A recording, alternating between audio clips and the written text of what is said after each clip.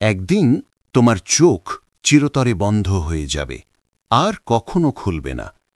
তোমার নিঃশ্বাস থেমে যাবে, তোমার জিহ্বা স্তব্ধ হয়ে যাবে।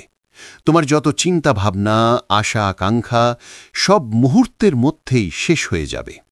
কিন্তু ঠিক সেই মুহূর্তে যখন তোমার আত্মা তোমার শরীর ছেড়ে বেরিয়ে যাবে, আসলে তখন কি ঘটে? তুমি কি কখনো গভীরভাবে ভেবে দেখেছ? আরও গভীরে যাওয়ার আগে তোমাকে একটি প্রশ্ন করি। তুমি কোথা থেকে এসেছ? মন্তব্যে আমাকে জানাও, কারণ আমরা প্রত্যেকেই আমাদের দেশ, সংস্কৃতি বা পটভূমি যাই হোক না কেন, একই পরিণতির মুখোমুখি হব। এবং সেই পরিণতি কোনো শেষ নয়, এটি কেবল একটি নতুন যাত্রার সূচনা। এমন এক যাত্রা যা তুমি এখন যে জীবনযাপন করছ তার চেয়ে অসীমভাবে বাস্তব।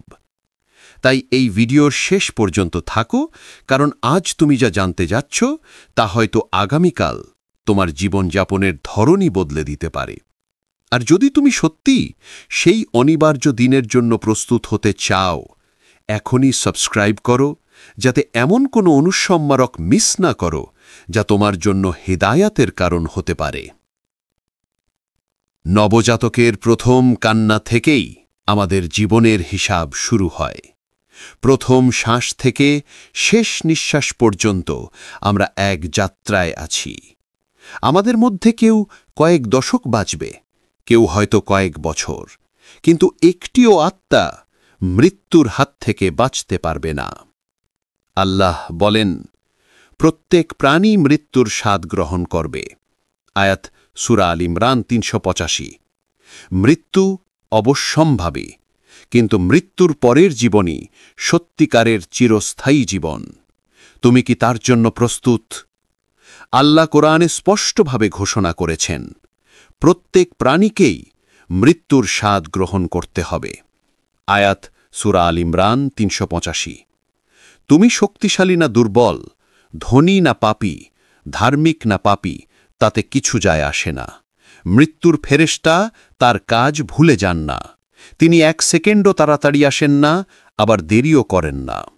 ভাবো তো, যদি এখনই তোমার নাম সেই তালিকায় লেখা থাকে, যদি তোমার সময় ইতিমধ্যেই নির্ধারিত থাকে, আর যখন সেই সময় এসে যায় তখন আর ফিরে তাকানোর সুযোগ নেই। সেই মুহূর্তে তুমি যেই পৃথিবীকে এত শক্ত করে আঁকড়ে ধরেছ তা হঠাৎ অদৃশ্য হয়ে যায়। যে পরিবার তোমাকে ভালোবাসে তারা তখন কেবল তোমার নিথর দেহটি দেখতে পায়। তারা তোমার আত্মা তুলে নেওয়া দেখতে পারে না। তারা ফেরেশতাদের কথা শুনতে পায় না। তারা অনুভব করতে পারে না তোমার আতঙ্ক কিংবা শান্তি। মুমিনের জন্য মৃত্যু হয় স্নিগ্ধ ও শান্তিপূর্ণ। ঠিক যেমন কোনো পাত্র থেকে এক ফোঁটা পানি আলতো করে গড়িয়ে পড়ে, তেমনি তার আত্মা দেহ থেকে বেরিয়ে আসে। স্বর্গের সুগন্ধি বহনকারী সূর্যের মতো উজ্জ্বল মুখের ফেরেশতারা তাকে স্বাগত জানায়। তারা ডাকে, হে পবিত্র আত্মা, তোমার প্রভুর ক্ষমা ও করুণার দিকে বেরিয়ে এসো। সেই মুহূর্তটি হয় সান্ত্বনা, আশা এবং স্বস্তিতে পরিপূর্ণ, যেন বহুদীর্ঘ ও ক্লান্তিকর ভ্রমণের পর অবশেষে ঘরে ফেরা। কিন্তু যে ব্যক্তি আল্লাহ ও তার আদেশকে উপেক্ষা করে গাফিলভাবে জীবন কাটিয়েছে, তার অভিজ্ঞতা সম্পূর্ণ ভিন্ন। অন্ধকারাচ্ছন্ন কঠোর চেহারার ফেরেশতারা আগুনের চাদর নিয়ে তাকে ঘিরে ধরে। মৃত্যুর ফেরেশতা তখন ডাক দেন, হে দুষ্ট আত্মা, তোমার প্রভুর ক্রোধের দিকে বেরিয়ে এসো। নবী মুহাম্মদ সাল্লাল্লাহু আলাইহি ওয়াসাল্লাম বর্ণনা করেন, এমন আত্মা শরীর থেকে বের হয় যেন কাঁটা ভরা লোহার রড দিয়ে মাংস টেনে বের করা হচ্ছে, অকল্পনীয় যন্ত্রণাসহ। এই বিচ্ছেদই শেষ নয়, বরং এটি কেবল শুরু, চিরস্থায়ী জীবনের শুরু। তোমার চোখ এই পৃথিবীর দৃশ্যের খুব কাছাকাছি হলেও তারা ধীরে ধীরে অদৃশ্য জগতের দিকে উন্মোচিত হয়। তোমার দেহ স্থির থাকে, অথচ তোমার আত্মা হঠাৎ এমন এক বাস্তবতার প্রতি সচেতন হয় যা তোমার চারপাশের জীবিত কেউই দেখতে পায় না। তুমি যে বাড়িতে থাকতে, যে গাড়ি চড়তে, যে কেরিয়ার তৈরি করতে, যে যুক্তি আর স্বপ্নে জীবন কাটাতে, যে জিনিসগুলোর জন্য সময় নষ্ট করতে, সব কিছুই এক নিঃশ্বাসে মুছে যায়। অবশেষে যা থেকে যায় তা হল তোমার আমল, তোমার ঈমান এবং আল্লাহের সাথে তোমার সম্পর্ক। ধার্মিকদের জন্য এই রূপান্তর হয় সবচেয়ে সুন্দর উপহার, কিন্তু যারা উদাসীন, গাফিল আর অমনোযোগী হয়ে জীবন কাটায়, তাদের জন্য এটি হয় দুঃস্বপ্নের সূচনা, যা প্রতিটি মুহূর্তে আরও অন্ধকার হয়ে ওঠে। আত্মা যখন শরীর ছেড়ে যায়, এটি হয় এক অদ্ভুত ধাক্কা। তুমি যে মানুষ ছিলে, সে আর নিয়ন্ত্রণে থাকে না। তোমার শরীর পড়ে থাকে প্রাণহীন, অথচ তোমার আত্মা টেনে নেওয়া হয় এমন এক জগতে যা জীবিতদের কাছে সম্পূর্ণ অদৃশ্য। কল্পনা করো, তোমার চারপাশের লোকেরা কাঁদছে, তোমার দেহ বহন করছে, তোমাকে গোসল করাচ্ছে, কাফন পরাচ্ছে, দাফনের জন্য প্রস্তুত করছে, কিন্তু তুমি তাদের সাথে আর কথা বলতে পারছো না, তাদের স্পর্শ করতে পারছো না, তাদের সান্ত্বনা দিতে পারছো না। তুমি আছো, তবু তুমি নেই। এটাই সেই বিচ্ছেদের ধাক্কা, সেই মুহূর্ত যখন তুমি উপলব্ধি করো যে জীবনকে তুমি স্থায়ী ভেবেছিলে তা আসলে কেবল ক্ষণস্থায়ী ছিল। নবী মুহাম্মদ সাল্লাল্লাহু আলাইহি ওয়াসাল্লাম মৃত্যুকে বর্ণনা করেছেন হাজার হাজার তরবারির আঘাতের চেয়েও কঠিন পরীক্ষা হিসেবে। এই দেহ ও আত্মার বিচ্ছেদ সবার জন্য সমান নয়। কারো কাছে এটি হয় দীর্ঘদিনের পর শান্তিপূর্ণ ঘুমিয়ে পড়ার মতো, আর অন্যদের কাছে এটি হয় হিংস্র। ছিঁড়ে ফেলা, বিচ্ছিন্ন করা, প্রতিরোধ করতে করতে আত্মাকে টেনে বের করে আনা। পরবর্তী কি হবে তা নিয়ে অজানা ভয়ের মধ্যে। যদিও পৃথিবী এমনভাবে চলতে থাকে যেন কিছুই ঘটেনি। গাড়ি চলছে, পরিবারগুলো রাতের খাবার খাচ্ছে, বাচ্চারা খেলা করছে।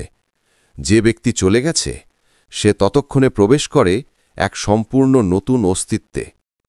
এই মুহূর্তের সবচেয়ে কঠিন দিক হল এই উপলব্ধি, কিছুই আর পূর্বাবস্থায় ফেরানো যাবে না। যে নামাজগুলো তুমি ফেলে রেখেছ আর আদায় করা যাবে না, যে ক্ষমা তুমি চাইতে চেয়েছিলে আর বলা যাবে না, যে দান তুমি আটকে রেখেছিলে আর দেওয়া যাবে না। তোমার কর্মের খাতা বন্ধ হয়ে গেছে।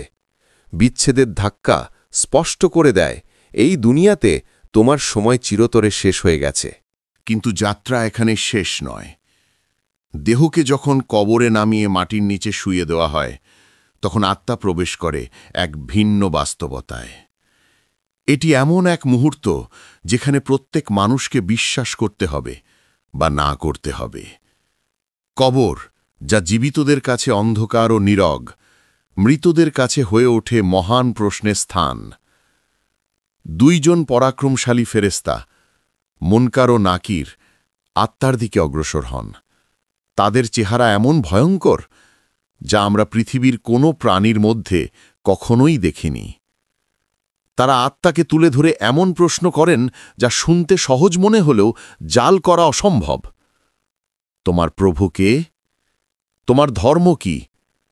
তোমার নবী কে? এগুলো মুখস্থ করে উত্তর দেওয়ার মতো প্রশ্ন নয়, কেননা প্রতিটি মুসলিম শিশু আল্লাহ, ইসলাম আর মুহাম্মদ সাল্লাল্লাহু আলাইহি ওয়াসাল্লামের নাম জানে, কিন্তু এখানে কেবল হৃদয়ই কথা বলে। যদি তুমি আন্তরিকভাবে আল্লাহর ইবাদত করে তার আদেশ মেনে জীবনযাপন করো, তবে তোমার হৃদয় নিশ্চিতভাবে উত্তর দেবে। কিন্তু যদি তুমি গাফেলতিতে থাকো, নামাজ অবহেলা করো, নির্দেশনা উপেক্ষা করো আর দুনিয়ার পেছনে ছুটতে থাকো, তখন তোমার জিহ্বা থেমে যাবে। তুমি কেবল বলতে পারবে, আমি জানি না, আমি আগে মানুষকে কিছু বলতে শুনতাম, তাই আমিও তাই বলতাম। যে বিশ্বাসী সঠিক উত্তর দেয়, তার জন্য কবর খুলে যায়। যতদূর চোখ যায় ততদূর প্রসারিত হয়। তার সামনে জান্নাতের জানালা খুলে দেওয়া হয়। আত্মা অনুভব করে আরামের বাতাস, করুণার সুবাস এবং সামনে যা আছে তা জানার শান্তি।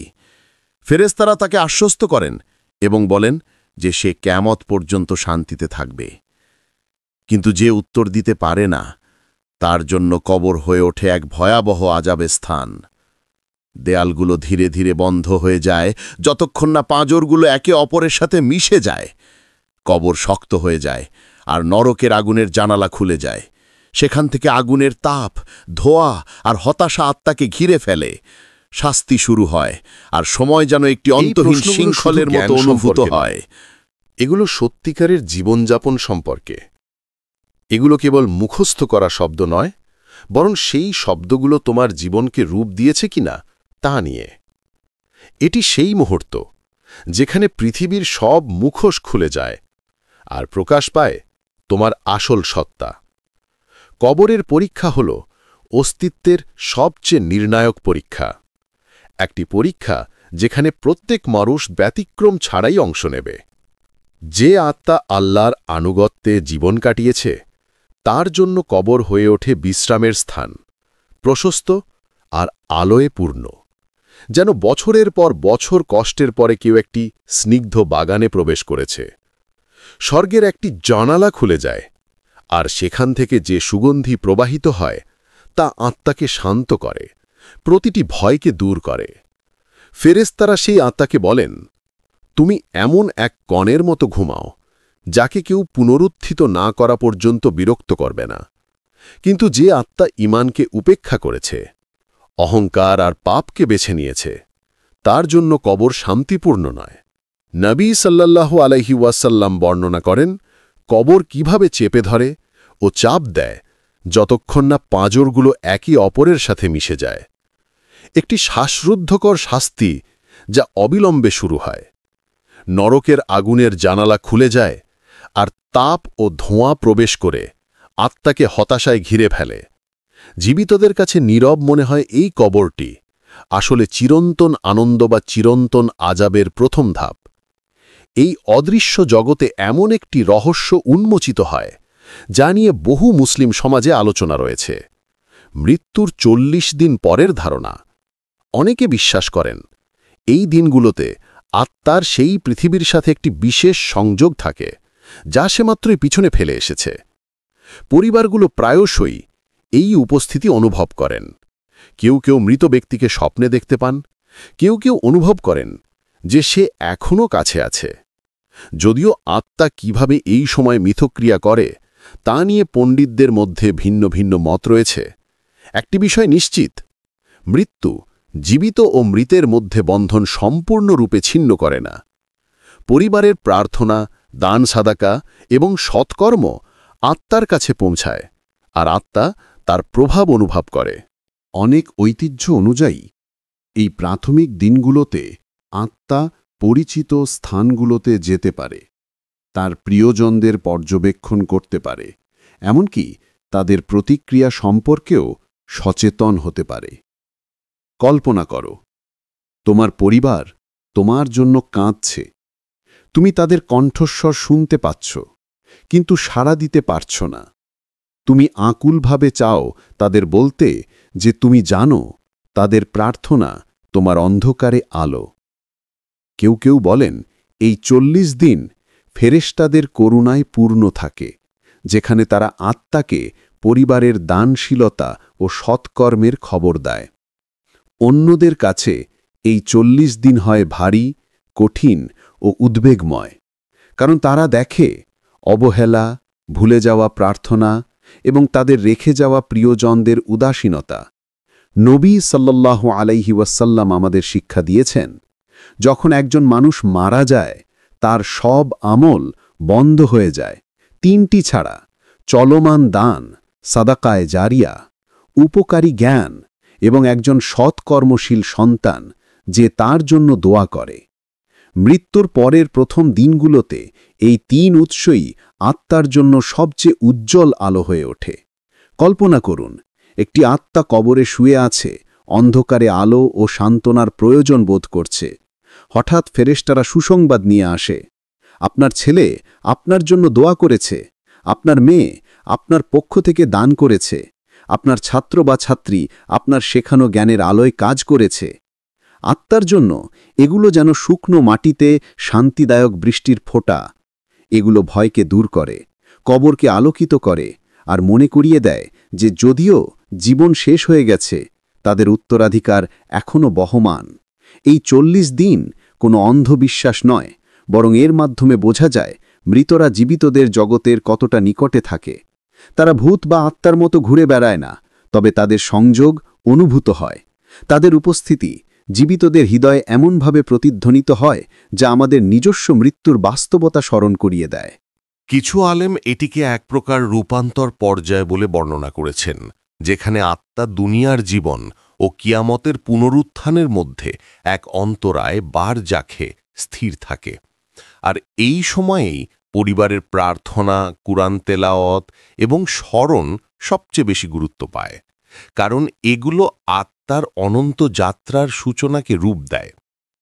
এই কারণেই অনেক মুসলিম পরিবারে মৃত্যুর পর প্রথম ৪০ দিন নিয়মিত কুরআন তেলাওয়াত, দানশীলতা এবং সৎকর্মের মাধ্যমে কাটানো হয়। আত্মা বিভ্রান্ত হয়ে ঘুরে বেড়ায় বলে নয়, বরং পরিবার বুঝে যে কবরের এই প্রাথমিক পর্যায়টি অত্যন্ত সূক্ষ্ম, যেখানে মৃত ব্যক্তির রহমতের অতীব প্রয়োজন। কিন্তু এই দিনগুলো কেবল মৃতদের জন্য নয়, জীবিতদের জন্যও এক কঠিন স্মরণবাণী। এটি আমাদের মনে করিয়ে দেয় যে একদিন আমরাও কবরে শুয়ে থাকব, আর আমাদের আত্মাও অপেক্ষা করবে। কেউ একজন যেন আমাদের জন্য কুরআন তেলাওয়াত করে, দান করে বা দোয়া করে। যখন একজন মানুষ মারা যায়, তার আমলনামা বন্ধ হয়ে যায়। তখন আর নিজের হাতে নামাজ পড়া সম্ভব নয়, রোজা রাখা যায় না, দান সদকা করা যায় না। কিন্তু আল্লাহর রহমত এত বিশাল যে তিনি মৃত্যুর পরেও কিছু আমলের দরজা খোলা রেখেছেন। নবী মুহাম্মদ সাল্লাল্লাহু আলাইহি ওয়াসাল্লাম স্পষ্টভাবে বলেছেন, যখন একজন মানুষ মারা যায়, তার সমস্ত আমল বন্ধ হয়ে যায়, ৩টি ছাড়া: চলমান দান, সাদকায়ে জারিয়া, উপকারী জ্ঞান, নেককার সন্তান যে তার জন্য দোয়া করে। এই শিক্ষা মৃতের জন্য জীবন রক্ষা আর জীবিতদের জন্য এক গুরু দায়িত্ব। এর মানে হল, তোমার কুরআন তেলাওয়াত, তোমার করা দান, তোমার ছেড়ে যাওয়া জ্ঞান কখনোই বাতাসে হারিয়ে যায় না। ফেরেশতারা সেগুলো বহন করে নিয়ে যায়, কবর পর্যন্ত পৌঁছে দেয়, আর আত্মা সেগুলো অনুভব করে একভাবে যা আমরা পুরোপুরি বুঝতে পারি না। কল্পনা করো, একটি আত্মা তার কবরের অন্ধকারে শুয়ে আছে, উদ্বিগ্ন, ভীত ও অনিশ্চিত। হঠাৎ আলো দেখা দেয়, ফেরেশতারা সুসংবাদ নিয়ে আসে। তোমার ছেলে তোমার জন্য দোয়া করেছে, তোমার মেয়ে তোমার নামে দান করেছে, তোমার ছাত্ররা তোমার শেখানো জ্ঞানের আলোয় কাজ করেছে। প্রতিটি কাজ কবরকে আলোকিত করে, এক স্রোতের মতো রহমত বর্ষণ করে। আর সেই আত্মা যদিও পৃথিবী থেকে বিচ্ছিন্ন, তবুও শান্তি, স্বস্তি এমনকি আনন্দ অনুভব করে, কারণ সে জানে যাদের ভালোবেসে গিয়েছিল তারা এখনও তার উপকার করছে। এই কাজগুলো ছোট নয়, এগুলোই সে আলো যা কবরের অন্ধকার ভেদ করে। মৃতদের পক্ষ থেকে করা একটি দান কখনোই ছোট নয়। তা হতে পারে পুরস্কারের এক বিশাল পাথরের ঢিবি, আন্তরিকভাবে ফিসফিস করে করা একমাত্র দোয়া তাদের কবরের শাস্তি লাঘব করার একটি কারণ হতে পারে। এ কারণেই পরিবারগুলো মৃতের পর কোরআন পাঠ, দোয়া ও সাদকা করে একত্রিত হয়। কারো কেউ যদি এসবকে কেবল রীতি বা আচার মনে করে, তবে তারা এ অনন্য সত্যটি বুঝতে পারছে না, এসবই জীবন রক্ষাকারী কাজ। জীবিতরা যে উপহারগুলো তাদের প্রয়োজনে পাঠায়, তা মৃত ব্যক্তি আর নিজের সাহায্য করতে পারেন না। তাই ইসলাম ধার্মিক উত্তরাধিকার রেখে যাওয়ার ওপর গুরুত্বারোপ করে। তোমার সম্পদ যদি সাথড়া করা হয়, তা তোমার উপকারে আসে। তোমার জ্ঞান যদি অন্যদের শিখিয়ে দেওয়া হয়, তা এক ধরনের জ্বলন্ত আলো হয়ে দীর্ঘকাল ধরে থাকে। আর তুমি যদি তোমার সন্তানদের সৎ ও ধার্মিকভাবে লালন পালন করো, তারা মৃত্যুর অনেক পরে পর্যন্ত তোমার জন্য দোয়া করবে। প্রথম ৪০ দিনে এসব কাজকর্মের প্রভাব সবচেয়ে প্রাণবন্তভাবে অনুভূত হয়, অর্থাৎ আত্মা তখন এতটাই কাছাকাছি থাকে যে জীবিতদের প্রার্থনায় সৃষ্ট হওয়া করুণা তার কাছে পৌঁছতে পারে। কবরের প্রথম দিনটা ধার্মিকদের জন্য ভয়ের নয়, বরং সান্ত্বনার সময়। রহমতের ফেরেশতারা তাদের পাশে বসে আশ্বাস দেয়। নবী সাল্লাল্লাহু আলাইহি ওয়াসাল্লাম বর্ণনা করেছেন কিভাবে একজন মুমিনকে জান্নাতে তার স্থান দেখানো হয়, এক ঝলক যা ভবিষ্যতে তার অধিকারী হবার সংক্ষিপ্ত পরিচয়। তারা কবরেই যেন নরম বিছানায় বহুদিন পরে বিশ্রাম নিচ্ছে এমনভাবে বিশ্রাম নেয়। তাদের বলা হয় কেয়ামত পর্যন্ত শান্তিতে ঘুমাতে। ভাবো তো, একজন ব্যক্তি যে সারা জীবন ইবাদাত ও সংগ্রামে কাটিয়েছে, যে তার বিশ্বাসে অটল থেকেছে, সে অবশেষে বিশ্রাম পায়। আর কোনো পরীক্ষা নেই, আর কোনো ভয় নেই, ক্ষুধা, অসুস্থতা বা দুঃখ নেই। তাদের আত্মা করুণায় ভরা। ফেরেশতারা তাদের সাথে দেখা করে। আলোয় আবদ্ধ প্রথম 40 দিনে তারা আল্লাহর প্রতিশ্রুতির মধুর স্বাদ পায়। আর প্রতিটি দোয়া, প্রতিটি দান ও প্রতিটি কুরআন তেলাওয়াত তাদের নতুন জীবনকে এক অতিরিক্ত আশীর্বাদ ও শান্তির স্তরে উন্নীত করে। তাই মৃতদের স্মরণ করা কেবল কবরের আত্মাদের প্রতি দয়া নয়, এটি আমাদের কর্তব্য। প্রতিটি দোয়া যেন তাদের জন্য তাজা বাতাসের শ্বাস, প্রতিটি সদকা যেন সরাসরি তাদের হাতে পৌঁছে দেওয়া এক উপহার। জীবিতরা তাদের স্মৃতিতে করা প্রতিটি ভালো কাজ কবরের অন্ধকারে আলোর একটি দরজা খুলে দেয়। ধার্মিক আত্মার জন্য এই উপহারগুলো কৃতজ্ঞতার সাথে গ্রহণযোগ্য। এগুলি কবরের প্রথম দিনগুলোকে ভয়ের সময় নয়, বরং ঐশ্বরিক সান্ত্বনার সময় করে তোলে, যেখানে জান্নাতীয় প্রতিশ্রুতির চিরন্তন আনন্দ তাদের জন্য অপেক্ষা করছে। কিন্তু সব আত্মাই কবরে স্বাচ্ছন্দ্যে প্রবেশ করে না। যারা নামাজ, স্মরণ এবং আল্লাহর রহমতকে উপেক্ষা করে উদাসীনভাবে জীবনযাপন করেছে, তাদের জন্য কবরের প্রথম দিনগুলো শান্তির নয়, বরং ভয়, অনুশোচনা ও গভীর পিছুটানপূর্ণ। কল্পনা করো, সম্পূর্ণ অন্ধকারে শুয়ে তোমার সামনে হঠাৎ বুঝতে পারছ যে জীবনে যা সতর্কবার্তা শুনিয়েছিলে তা সবই সত্যি ছিল। কবরের শাস্তি সম্পর্কে কোরআনের যে আয়াতগুলো পড়ে আসছে তা কেবল প্রতীক নয়, এগুলো এখন বাস্তবে প্রতিপন্ন হচ্ছে।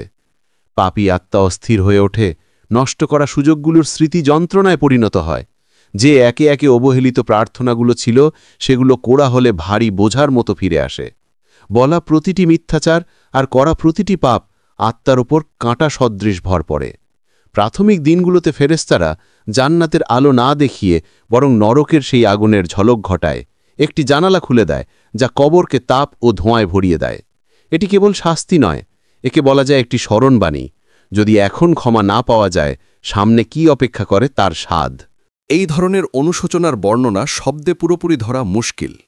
এটি সেই মানুষের অনুশোচনা যিনি কোরআনের কল্লোল শুনেছেন, আজানের আওয়াজ শুনে এনেছিল, জীবনের সাধারণ মুহূর্তগুলোতে আল্লাহর অনেক দয়ালু নমুনা দেখেছে, তবু বারবার মুখ ফিরিয়ে নিয়েছেন।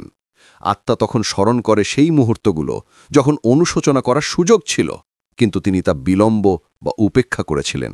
যখন দান করা যেত, কিন্তু তবু রাখল। যখন নামাজে দাঁড়ানোর বদলে ঘুমিয়েই রইল। এই পর্যায়ে আর কোনো অজুহাত কাজ করে না। মিথ্যা নেই, ভান নেই, বিভ্রান্তি নেই, শুধু কড়া বাস্তবতা। আত্মা বুঝতে পায় আর কোনো দ্বিতীয় সুযোগ নেই। অনুশোচনা চূড়ান্ত এবং তা গভীরভাবে ভারী। প্রতিটি মুহূর্ত অতিবাহিত হওয়ার সঙ্গে সঙ্গে বেদনা বাড়ে। আর যখন আত্মা কষ্ট পায়, জীবিতরা তাদের দৈনন্দিন জীবন চালিয়ে যায়। পরিবার কাঁদে, তবে তাদের দুঃখ বেশিক্ষণ স্থায়ী হয় না।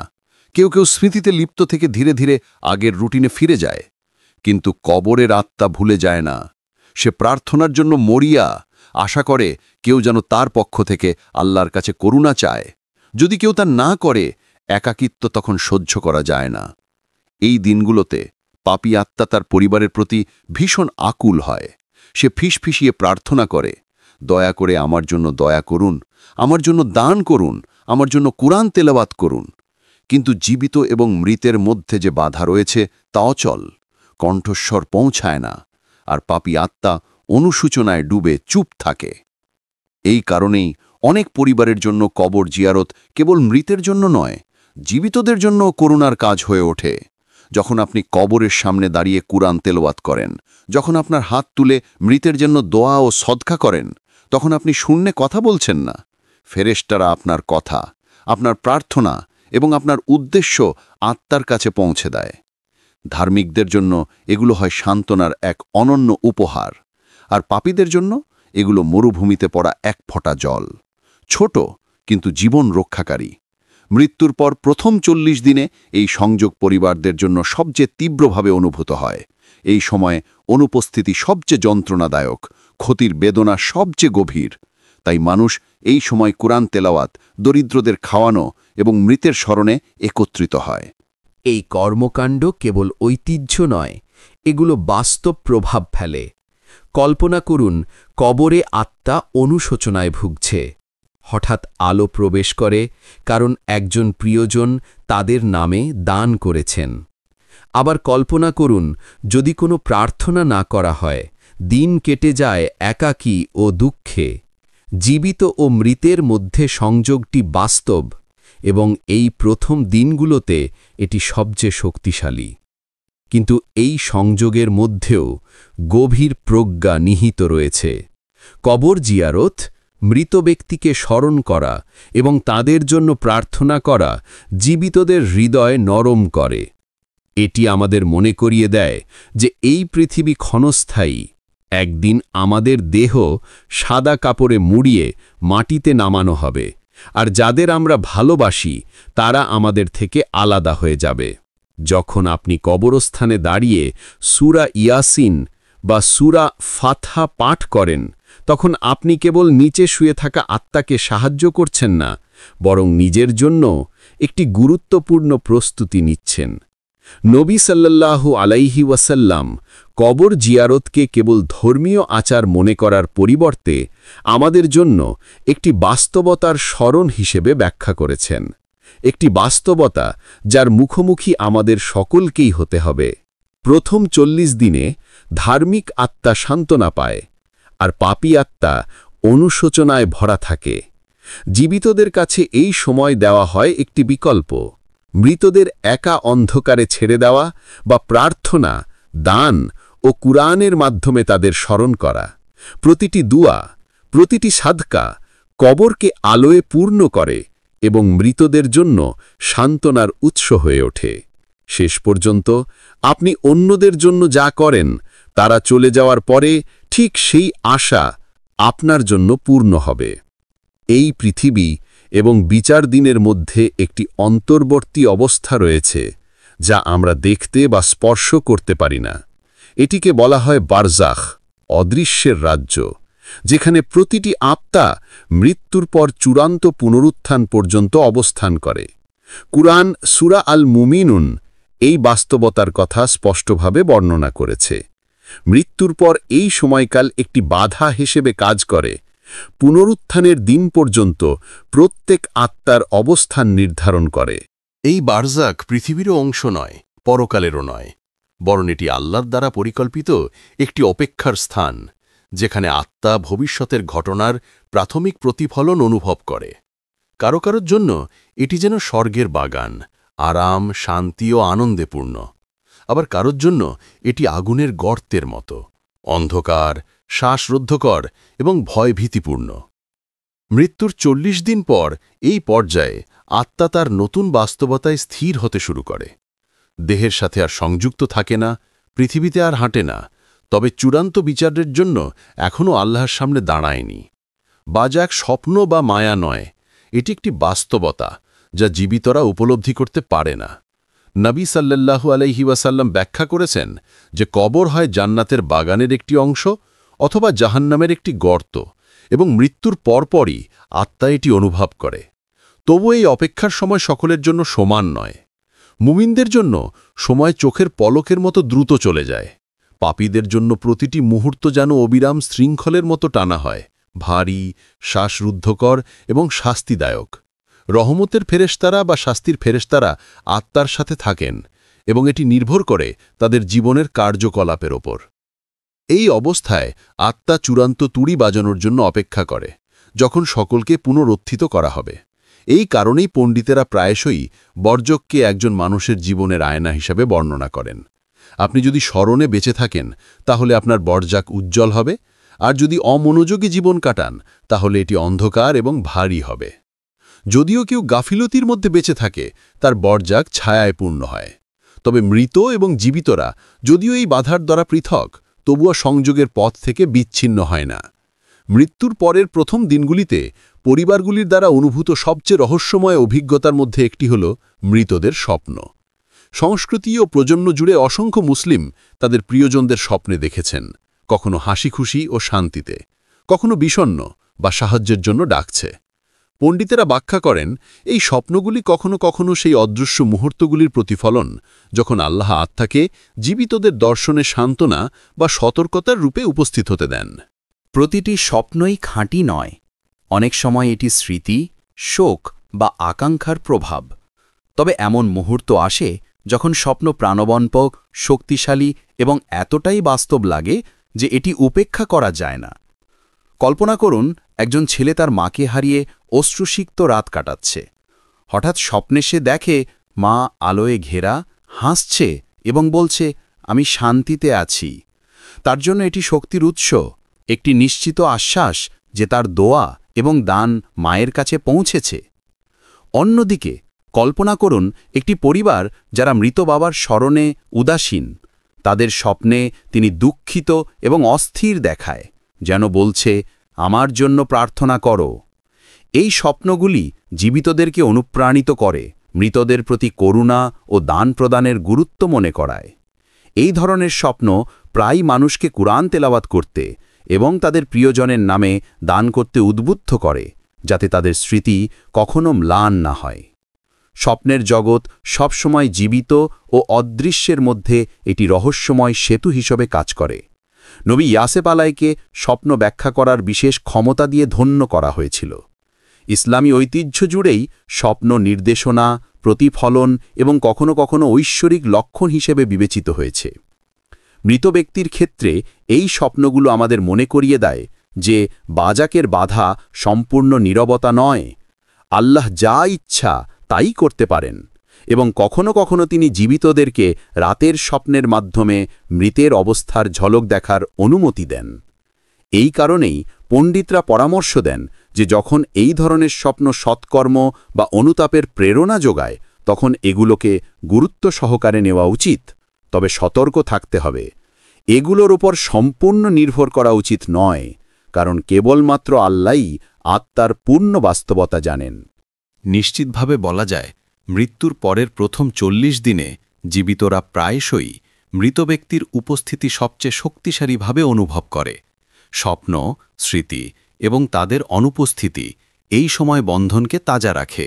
এই সময়ই জীবিতরা কুরআন তেলাওয়াত, কবর জিয়ারত এবং সদকা প্রদানের মাধ্যমে সর্বাধিক নেকি করার সুযোগ পায়।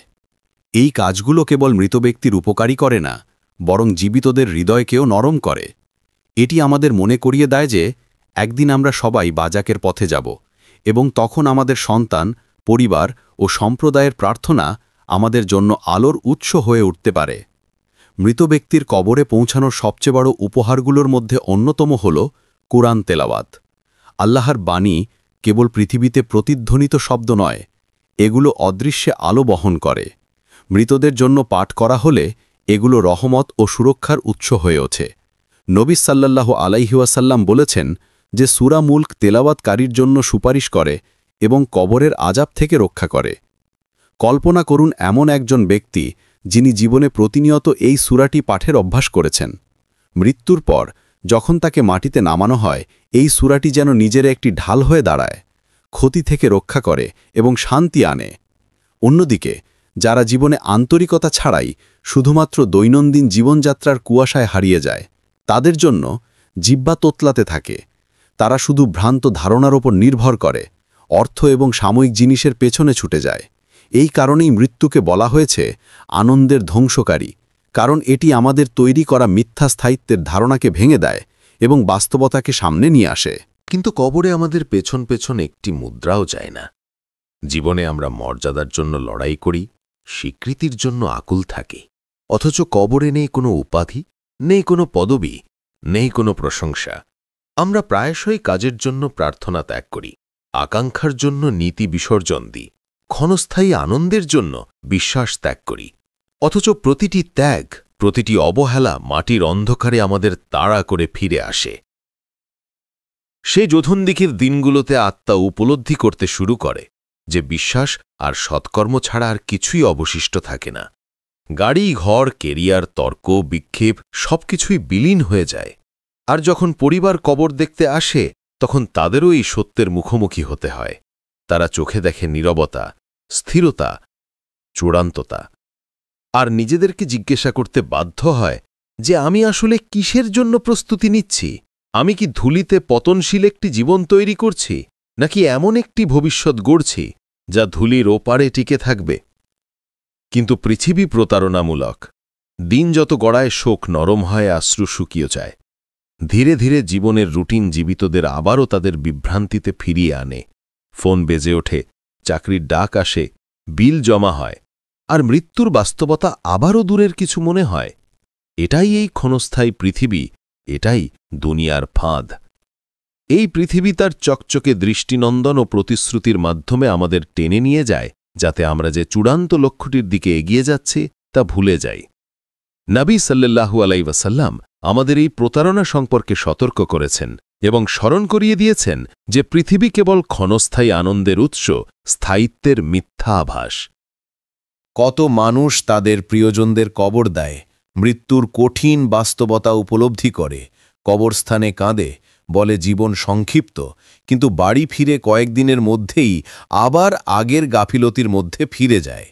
মৃত্যুর পরের প্রথম 40 দিন আমাদের সতর্ক করার জন্য, আমাদের মনে করিয়ে দেওয়ার জন্য, কবর আপনার ব্যাংক ব্যালেন্স, জনপ্রিয়তা বা সম্পত্তি সম্পর্কে কোনো দৃষ্টি দেয় না। যা গুরুত্বপূর্ণ তা হল আপনি যে হৃদয় বরণ করেছেন, আপনি যে কাজ করেছেন, আপনি যে প্রার্থনা করেছেন এবং আপনি যে রহমত আল্লাহর কাছে চেয়েছেন। কিন্তু অনেক মানুষ পৃথিবীর প্রতারণায় মুগ্ধ হয়ে যায়। তারা জীবন কাটায় ক্যারিয়ার, খ্যাতি, সামাজিক স্বীকৃতি ও অনুসারীদের পিছনে ছুটে, অথচ কবরের প্রশ্নের জন্য কখনো থেমে দাঁড়ায় না।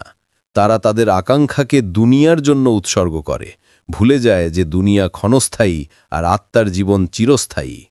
কবর এমন একটি স্থান যেখানে সব মুখোশ পড়ে যায়। এখানে কোনো ভান, কোনো মিথ্যা, কোনো বিভ্রান্তি কাজ করে না।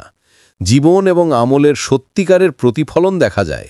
এটি কাঁচা সত্য, আপনার আখেরাতে আপনি যা বিনিয়োগ করেছেন তা প্রকাশ পায়। এই কারণেই নবী সাল্লাল্লাহু আলাইহি ওয়াসাল্লাম প্রায়শই মৃত্যুকে স্মরণ করতে বলতেন। এটি হৃদয়কে বিনয়ী রাখে, অহংকার নিয়ন্ত্রণে রাখে এবং আমাদের মনে করিয়ে দেয় যে পৃথিবীর চকচিক্য কখনো বোকা বানাতে পারে। যদি জীবিতরা এই প্রথম 40 দিনের শিক্ষা সত্যিই উপলব্ধি করত, তারা তাদের জীবন সম্পূর্ণভাবে বদলে দিত। তারা প্রার্থনা করত যেন এটি তাদের শেষ প্রার্থনা, কথা বলতো যেন এটি তাদের শেষ কথা, দান করত যেন এটি তাদের শেষ সুযোগ। কিন্তু দুঃখের বিষয়, পৃথিবী প্রতারণা করেই চলেছে, মানুষকে তার জালে টেনে নিয়ে যাচ্ছে, তাদের ভুলে যেতে বাধ্য করছে যে প্রতিটি নিঃশ্বাস শেষ হতে পারে।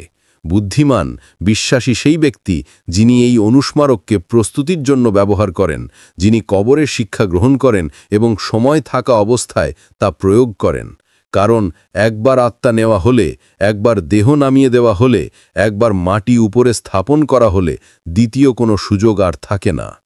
40 দিন অতিবাহিত হওয়ার সাথে সাথে আত্মা ধীরে ধীরে বীজ একের মধ্যে তার জায়গায় বসতি স্থাপন করতে শুরু করে, অদৃশ্য সেই রাজ্যে, যা বিচারের দিন পর্যন্ত বিস্তৃত থাকে। এই সময়ের মধ্যে ব্যক্তির কর্মের বাস্তবতা স্পষ্ট হয়ে ওঠে। ধার্মিকদের জন্য কবর প্রশস্ত এবং আলোকিত হয়ে যায়। এটি একটি স্থান যেখানে তারা শান্তিতে বিশ্রাম নেয়, সান্ত্বনা পায়, এই জ্ঞান দিয়ে যে তাদের চিরস্থায়ী বাসস্থান স্বর্গ তাদের জন্য অপেক্ষা করছে। তাদের আত্মাকে জান্নাতের ঝলক দেখানো হয়, প্রবাহিত নদী, আলোয় আচ্ছাদিত প্রাসাদ এবং অকল্পনীয় পুরস্কার, যা তাদের হৃদয়কে স্বস্তিতে ভরে তোলে। তারা জানে, যদিও তারা অপেক্ষা করছে, এই অপেক্ষা মধুর, একজন ভ্রমণকারীর মতো গন্তব্যে পৌঁছানোর আগে গাছের ছায়ায় বিশ্রাম নেওয়ার মতো। এই শান্তি ক্ষণস্থায়ী নয়, এটি কিয়ামতের দিন পর্যন্ত স্থায়ী, অবিচল থাকা বিশ্বাসীদের জন্য আল্লাহর অনন্ত উপহার। কিন্তু পাপী ও গাফিলদের জন্য অবস্থা সম্পূর্ণ ভিন্ন। তাদের কবর কারাগারে পরিণত হয়, সংকীর্ণ, শ্বাসরোধকারী এবং জাহান্নামের দিকে খোলা জানালা থেকে আগুন ঢেলে প্রবাহিত হয়। তাদের অনন্ত শাস্তির ঝলক দেখানো হয়, শৃঙ্খল, আগুন ও যন্ত্রণার চিত্র তাদের আত্মাকে ভয়পূর্ণ করে। প্রতিটি দিন ভারী এবং দীর্ঘ মনে হয়, প্রতিটি মুহূর্ত অবিরামভাবে টানে, কারণ তারা বুঝতে পারে কোনো মুক্তি নেই, কোনো বিলম্ব নেই, আর পৃথিবীতে ফিরে গিয়ে তাদের অবহেলা সংশোধনের কোনো উপায় নেই। কবর হয়ে ওঠে তাদের নরকের প্রথম স্তর এবং শাস্তি অব্যাহত থাকে যতক্ষণ না তারা বিচারের জন্য পুনরুত্থিত হয়। আরাম এবং যন্ত্রণার এই চিরন্তন বিভাজন এলোমেলো নয়, এটি আল্লাহর ন্যায় ও বাস্তবতার চূড়ান্ত প্রকাশ। এটা হলো দুনিয়ায় মানুষ যেমন জীবনযাপন করেছে তার সরাসরি ফলাফল। আল্লাহ সবচেয়ে ন্যায়পরায়ণ। তিনি প্রতিটি আত্মাকে অনুতাপের জন্য অসংখ্য সুযোগ, সতর্কবার্তা এবং স্মারক দিয়েছেন, কিন্তু যারা সত্যকে উপেক্ষা করেছে, যারা সতর্কবার্তাগুলোকে উপহাস করেছে, যারা এমনভাবে জীবনযাপন করেছে যেন তারা কখনো মরবে না, তাদের জন্য কবর হয়ে যায় জাগরণের ডাক, এমন এক ডাক যা আসে অনেক দেরিতে। সেই মুহূর্তগুলোতে অনুশোচনাদের আচ্ছন্ন করে। তারা স্মরণ করে সেই সময়গুলোকে যখন তারা মৃত্যুকে উপহাস করেছিল, কোরআনের আয়াতগুলোকে প্রত্যাখ্যান করেছিল, সালাত থেকে মুখ ফিরিয়ে নিয়েছিল, ভেবেছিল যে তাদের হাতে আরও সময় আছে। এখন কবরের নীরবতায় সব অজুহাত মুছে যায়, আর তাদের সামনে উন্মোচিত হয় কেবল সত্য। এই কারণেই নবী সাল্লাল্লাহু আলাইহি ওয়াসাল্লাম আমাদের সতর্ক করেছেন, হৃদয়কে কখনো অবহেলায় ডুবে যেতে দিও না। তিনি বলেছেন, কবর হয় জান্নাতের বাগান থেকে একটি বাগান অথবা জাহান্নামের গর্ত থেকে একটি গর্ত। এর মাঝখানে কোনো স্থান নেই, কোনো নিরপেক্ষ অবস্থা নেই, কোনো বিরতিও নেই। তুমি যা কবরে নিয়ে যাবে তাই তোমার বারজাখের অবস্থা নির্ধারণ করবে। যদি তোমার হৃদয় ঈমানে পূর্ণ থাকে, তুমি শান্তির স্বাদ পাবে, আর যদি হৃদয় অহংকার এবং অবহেলায় পূর্ণ থাকে, তুমি অনুশোচনার তীব্র স্বাদ পাবে। অবহেলা হল সবচেয়ে বিপজ্জনক ফাঁদগুলোর একটি। এটি বেদনাদায়ক নয়, বরং আরামদায়ক মনে হয়। এটি তোমাকে প্রতারিত করে, ভাবতে শেখায় যে তোমার আরামিঠাল অসীম। তুমি বলো, আমি পরে সালাত পড়ব। তুমি বলো, আমি যখন বেশি উপার্জন করব তখন দান করব। তুমি বলো, আমি যখন বয়সে বড় হব তখন তওবা করব। আর ঠিক সেই মুহূর্তে কোনো সতর্কতা ছাড়াই মৃত্যু এসে যায়। সেই মুহূর্তে সমস্ত বিলম্ব স্থায়ী ক্ষতিতে পরিণত হয়। কবর অবহেলাকে এমনভাবে প্রকাশ করে যা অন্য কিছু প্রকাশ করতে পারে না। যারা কখনো প্রার্থনা করেনি তারা ফেরেশতাদের প্রশ্নের সম্মুখীন হয়ে স্থবির হয়ে যায়। যারা ধর্মকে উপহাস করেছে তাদের কবর আযাবে পূর্ণ হয়ে যায়। যারা দুনিয়ার আনন্দ সুবিধার জন্য বেঁচেছিল তারা হঠাৎ বুঝতে পারে যে সবকিছু কত দ্রুত তাদের ত্যাগ করেছে। বন্ধুদের সমর্থন, যাদের জন্য তারা আখিরায় উৎসর্গ করেছিল, তারা আর রক্ষা করতে পারে না। তাদের হাতের টাকাও আশ্বস্তি দিতে পারে না। সেই মুহূর্তে যে আনন্দের পিছনে তারা ছুটছিল তার নেই, শুধু অনুশোচনা ছাড়া কিছুই অবশিষ্ট থাকে না। এই সময় কুরআনের সতর্কবাণী আগের চেয়ে আরও জোরে প্রতিধ্বনিত হয়। আল্লাহ বলেন, যতক্ষণ না তাদের কারো মৃত্যু আসে সে বলে, হে আমার রব, আমাকে ফিরে পাঠাও যাতে আমি আমার রেখে যাওয়া কাজে সৎকর্ম করতে পারি। কিন্তু বাস্তবতা হল, এটি শুধুমাত্র কথার মাধ্যমে সম্ভব নয়। মৃত্যুর পরে তাদের জন্য একটি বাধা রয়েছে, যতক্ষণ পর্যন্ত তারা পুনরুত্থিত হবে না। এই আয়াতে অনুশোচনার মুখোমুখি প্রতিটি আত্মার কান্নার চিত্র বর্ণনা করা হয়েছে। তারা আরও একটি সুযোগের জন্য পৃথিবীতে ফিরে আসার জন্য প্রার্থনা করে, কিন্তু উত্তর সর্বদাই একই, কখনো না। পৃথিবীর পরীক্ষা শেষ হয়েছে আর এখন শুরু হয়েছে চূড়ান্ত জবাবদিহিতা। এই কারণে আত্মা যখন তার চিরস্থায়ী প্রতীক্ষার স্থানে স্থির হয়, তখন বিশ্বাসী আশা নিয়ে বিশ্রাম নেয়, আর গাফিলরা অনুশোচনার ভারে ডুবে থাকে। মৃত্যু ও কবরের এই অধ্যায়গুলি আমাদের হতাশায় ভীত করার জন্য নয়, বরং আমাদের গাফিলতা থেকে জাগানোর জন্য। আল্লাহ করুণাময় এবং আমাদের জীবিত অবস্থাতেই স্মরণ করিয়ে চলেছেন। কবরের অনুশোচনা আসে তখনই যখন আমরা সেই স্মরণকে প্রত্যাখ্যান করি এবং আমাদের সময় শেষ হওয়া পর্যন্ত বিলম্ব করি। মৃত্যু শেষ নয়, বিশ্বাসীর জন্য এটি হল পুনর্মিলনের দ্বার। সেই পুনর্মিলন পৃথিবীর কোনো অভিজ্ঞতার চেয়ে মহান। মৃত্যুর কারণে বিচ্ছিন্ন পরিবারও জাহান্নামের শাস্তি থেকে মুক্ত হয়ে জান্নাতে পুনরায় একত্রিত হবে, যদি তারা বিশ্বাস এবং আনুগত্যের সাথে জীবনযাপন করে। আল্লাহ কুরআনে প্রতিশ্রুতি দিয়েছেন যে যারা বিশ্বাসে স্থির এবং যাদের সন্তানরাও বিশ্বাসে তাদের অনুসরণ করে, তারা জান্নাতে একত্রিত হবে এবং চিরদিন কখনো আলাদা হবে না। এই সত্যটি কল্পনা করুন, কত সান্ত্বনা রয়েছে এতে। বাবা মায়েরা তাদের সন্তানদের সাথে, স্বামীরা তাদের স্ত্রীদের সাথে, ভাই বোনেরা একে অপরের সাথে, বন্ধুরা তাদের সঙ্গীদের সাথে একত্রিত হয় চিরন্তন আনন্দে, এমন এক স্থানে যেখানে আর কোনো মৃত্যু, কোনো অসুস্থতা, কোনো শোক তাদের স্পর্শ করতে পারবে না। যে বিশ্বাসী কবরে ধৈর্য ধরে অপেক্ষা করে, তার জন্য সেই প্রথম 40 দিন একাকিত্বের নয়, বরং প্রত্যাশা এবং আশার সময়ে রূপান্তরিত হয়। আল্লাহর সামনে দাঁড়ানোর এবং প্রিয়জনদের সাথে পুনর্মিলনের চূড়ান্ত পুরস্কারের প্রত্যাশা তাকে সেই সময়ে শান্তি ও স্বস্তি দেয়, একটি এমন জায়গায় যেখানে কোনো দুঃখ, কোনো ভয় বা কোনো অনুশোচনা নেই। এই প্রতিশ্রুতি কবরের ধৈর্যকে অর্থপূর্ণ করে তোলে। ধার্মিক আত্মা জানে তাদের অপেক্ষা অর্থহীন নয়, এটি একটি অন্তহীন আনন্দের সূচনা। পরিবারের অশ্রু, রাতের অন্ধকারে ফিসফিসিয়ে বলা দুয়া, প্রিয়জনের কবরের পাশে কুরআন তিলাওয়াত, এর কোনোটাই বিফলে যায় না। প্রতিটি স্মরণ তাদের শান্তিতে যোগ করে, আর প্রতিটি ইবাদত তাদের আরও কাছে নিয়ে যায় সেই দিনের যেদিন সমস্ত বিচ্ছেদ শেষ হয়ে যাবে। জান্নাতে কেউ আর কবরের কান্নার পাশে দাঁড়াবে না, কেউ আর প্রিয়জনকে হারানোর ভয় পাবে না, কেউ আরেকটি বিদায়ের ভয় পাবে না। প্রতিটি পুনর্মিলন হবে স্থায়ী, প্রতিটি সমাবেশ হবে চিরস্থায়ী, প্রতিটি হাসি হবে চিরন্তন। কিন্তু সেই পুনর্মিলনে পৌঁছাতে হলে একজনকে প্রস্তুত থাকতে হবে, এবং এখানেই আসে আমাদের জন্য চূড়ান্ত প্রতিফলন। মৃত্যুর ৪০ দিনের পরে যা ঘটে তা কেবল অদৃশ্য জগতের বিষয় নয়, এটি আপনার রেখে যাওয়া উত্তরাধিকারের প্রশ্ন। আপনার উত্তরাধিকার আপনার অর্থ নয়, আপনার পদমর্যাদা নয়, আপনার সম্পত্তি নয়।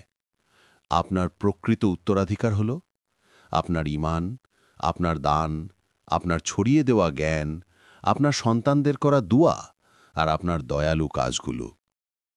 আপনার দেহ ধূলিসাৎ হওয়ার বহু পরেও এই জিনিসগুলো অদৃশ্য জগতে প্রতিধ্বনিত হয়।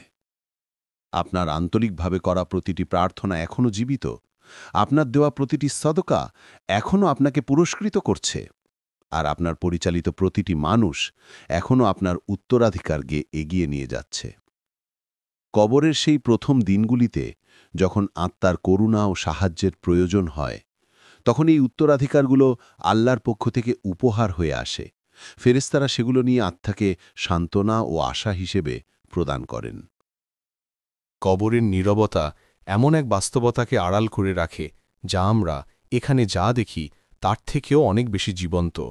আর সেই প্রথম ৪০ দিন আমাদের মনে করিয়ে দেয় যে মৃত্যু শেষ নয়, বরং শুরুর সূচনা। প্রশ্ন হল, আপনার জন্য এটি কেমন একটি শুরু হবে? আপনার কবর কি কোরআনের তিলাওয়াত ও আপনাকে ভালোবাসে এমন মানুষদের প্রার্থনার আলোয় প্রসারিত হবে যারা কিয়ামত পর্যন্ত আপনাকে করুণায় বহন করবে? নাকি আপনার কবর অন্ধকারে আবদ্ধ থাকবে, যেখানে আপনার কাছে কোনো প্রার্থনা পৌঁছাবে না, আপনার জন্য কোনো দান করা হবে না, আর আপনার উত্তরাধিকার থাকবে না? এই সিদ্ধান্ত এখনই নেওয়া হচ্ছে, যখন আপনি জীবিত, যখন আপনি এখনও শ্বাস নিচ্ছেন, যখন আপনার হাতে এখনও পরিবর্তনের সুযোগ রয়েছে। তাই যখন তুমি এই কথাগুলো শুনবে, মনে রেখো, কবর খুব দূরে নয়, তোমার সময় ইতিমধ্যেই নির্ধারিত, আর মৃত্যুর ফেরেশতা কখনো ভুল করবে না। কিন্তু আল্লাহ পরম করুণাময়, আর তার তাওবার দরজা এখনও খোলা আছে। তোমার জীবনকে তোমার পরকাল গড়ে তোলার জন্য ব্যবহার করো। তোমার জন্য অন্যরা প্রার্থনা করার আগে নিজে প্রার্থনা করো। তোমার আত্মা কেড়ে নেওয়ার আগে অনুতাপ করো। তোমার সম্পদ পিছনে ফেলে আসার আগে দান করো। অন্যরা তোমাকে স্মরণ করার আগে আল্লাহকে স্মরণ করো। এমনভাবে জীবন যাপন করো যাতে তোমার ৪০ দিন আসার পর তোমার আত্মা আল্লাহর করুণা অনুভব করে, অবহেলার অনুতাপ নয়। কারণ শেষ পর্যন্ত মৃত্যুর ৪০ দিন পরে যা ঘটে তা সময়ের হিসাব নয়, তা হল তোমার রেখে যাওয়া উত্তরাধিকার, তোমার বহন করা কর্ম এবং তোমার হৃদয়কে পরিচালিত বিশ্বাস।